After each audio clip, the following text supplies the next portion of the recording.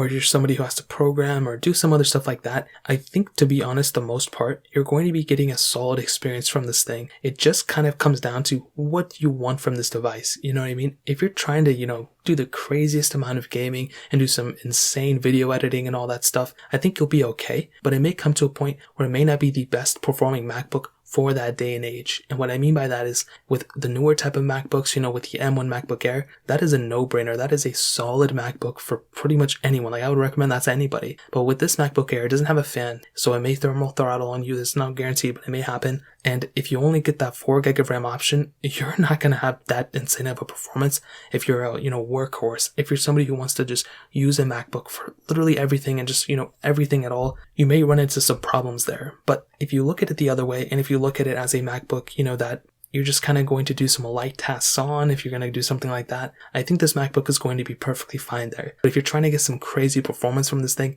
it may not happen in the way that you're thinking, if I'm being completely honest. But I know a lot of people who've used this 2015 MacBook Air that still use it and still have a great time with it. So take it as you will, but that's pretty much how I see it in the performance standpoint. And I think, bro, to be completely honest, this MacBook is still completely worth it for the price. I think it's a solid MacBook. I think it still has a lot going for it. It's definitely not like the best MacBook of all time. I would probably give that to at least like the 2015 MacBook Pro. But I think for most people out there, if you want a MacBook that doesn't cost an insane amount of money, that kind of gets the job done, I would say go for it. I think this MacBook is a solid contender for that. I don't think it's a MacBook that I would recommend, everyone to go ahead and pick up. I would at least go ahead and recommend getting the M1 MacBook Pro or the M1 MacBook Air if you can, or maybe one of the newer Retina MacBook Airs. But I will tell you, this MacBook still has a lot going for it. I think it's a beautiful MacBook for sure, and I would still recommend picking it up. Just make sure you get the 8GB of RAM model at the very least. If you guys have any other questions or anything like that, let me know in the comment section below. Hit the like button, that would mean so much, but definitely hit that subscribe button.